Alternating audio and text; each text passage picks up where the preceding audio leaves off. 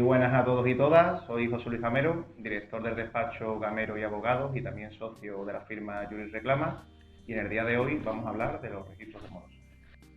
Como bien sabéis,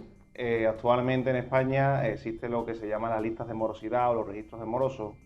que no dejan de ser como una serie de registros, archivos informáticos que comparten las entidades financieras o entidades crediticias o empresas a fin de consultar qué tipo de consumidores o qué tipo de cliente eres y si es posible o no es posible, o si es recomendable o no,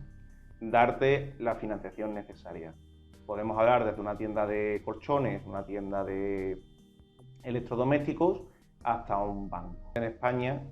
según las últimas informaciones, en el año 2019 había 4 millones de personas incluidas en algún tipo de registro de moroso, de los varios que existen, si bien hoy solamente hablaremos de los 3 principales, aunque nombraremos otros 2 secundarios. Pues bien, las consecuencias que tiene estar incluida en una de estas páginas o registros de morosos, pues como bien sabéis, muchos de ustedes posiblemente al ver este vídeo ya estáis incluidos en las mismas y habéis sufrido las consecuencias, y no es otra que se os niegue cualquier tipo de financiación para la compra de algún artículo o bien. No solamente penséis, como ya hemos dicho antes, bienes de cierta cantidad económica, sino que incluso podríamos estar hablando de pequeños electrodomésticos o pequeñas financiaciones de 200, 300 euros, los cuales podéis ser perfectamente capaz de pagar, pero solamente por estar incluido en una de estas listas se os niega la financiación.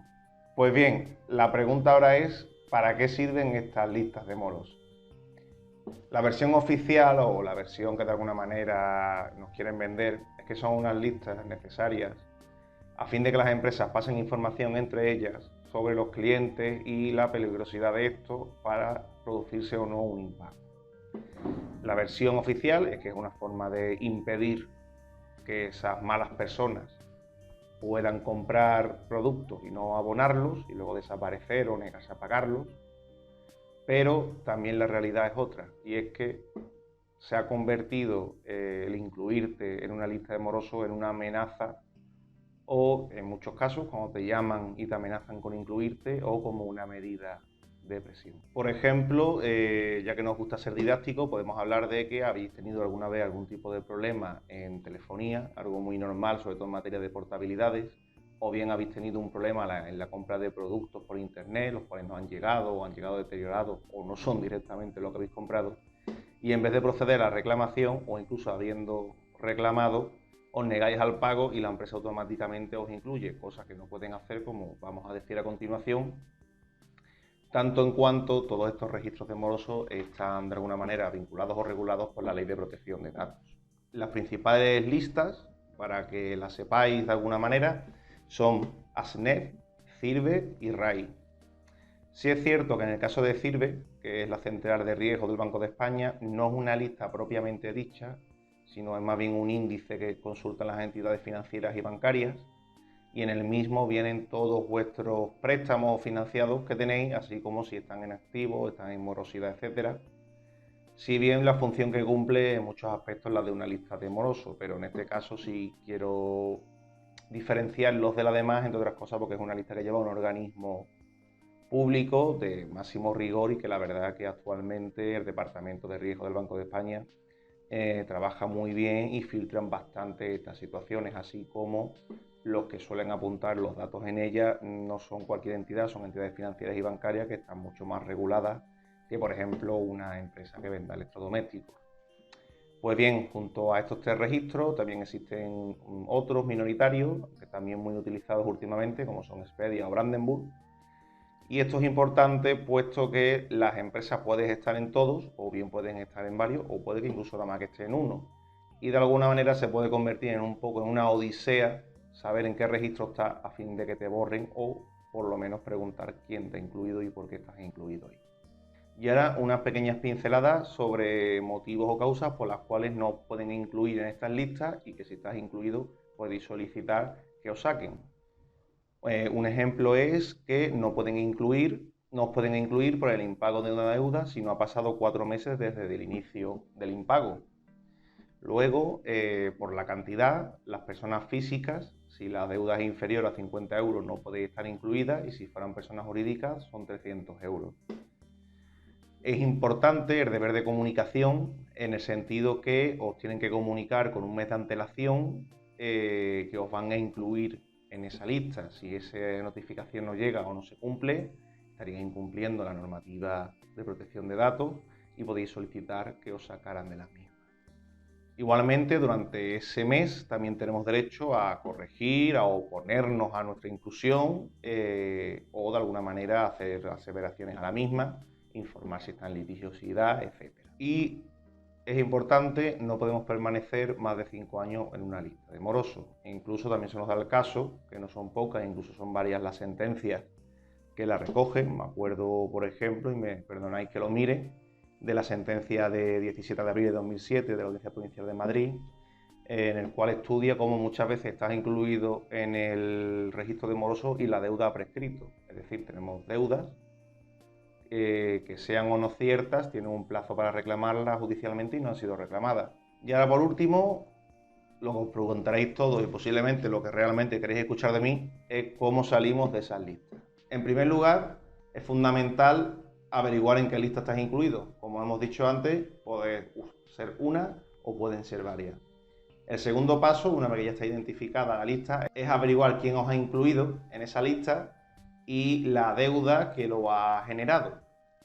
En tercer lugar, saber si han cumplimentado todos los requisitos, no solamente lo que hemos dicho anteriormente, sino fecha de la deuda, naturaleza de la misma, si ha prescrito o no ha prescrito, e incluso se puede dar caso que la empresa que os ha escrito haya desaparecido y de alguna manera se haya olvidado de vosotros. Normalmente se nos da también el caso que las empresas que una vez os han incluido en esa lista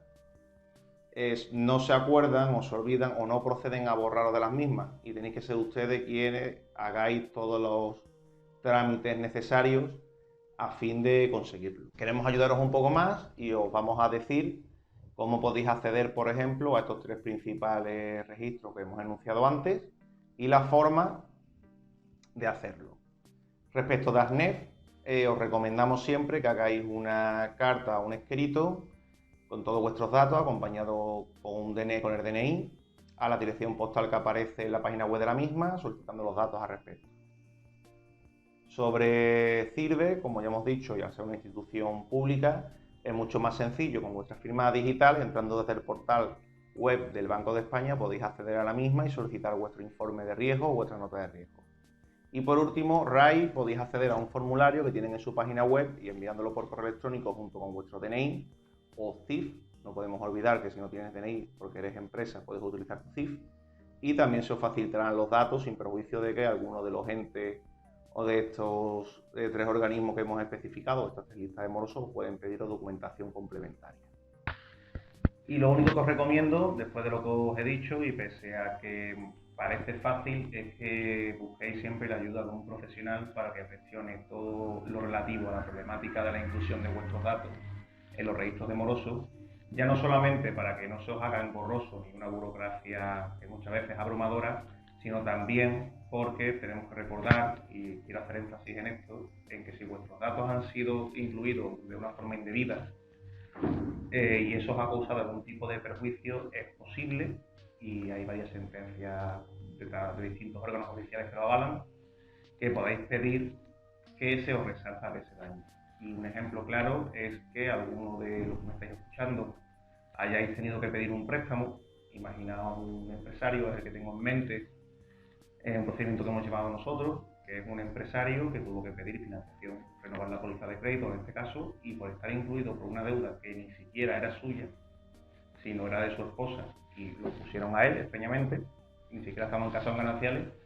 no pudo sacar esa póliza y la vimos bastante mal, ¿vale? Pero se consiguió para poder sacarlo de ese registro de morosos y que pudiera por fin acceder a esa póliza y volver a ponerse al día en sus pagos. Pero ese perjuicio se le causó y tuvimos que interponer una demanda en la cual solicitamos los daños y perjuicios que había causado, ya no solamente por el sobrecoste, sino los intereses, recargos y otro tipo de sanciones que tuvo que pagar por culpa de no renovar esa póliza al estar incluido en un registro de morosos. Pues bien, muchísimas gracias a todos y todas por vuestra atención. Gracias también por ponerse en contacto con nosotros y por vuestros comentarios tanto en YouTube como en Facebook. Ya a día de hoy o esta mañana a las 6 de la mañana pude por fin ponerme al día y contestar todos vuestros comentarios y vuestras solicitudes de citas y de consultas. Con lo cual, si queréis nuestra ayuda, pues podéis contactarnos tanto a los datos que aparecerán al final de este vídeo como por Facebook. Y si no, ¿vale? Nos tenéis también disponibles tanto por el teléfono que aparecerá en pantalla, así como nuevamente, por favor, no os dejéis intimidar, que no sirva ese elemento de presión para teneros coaccionado de alguna manera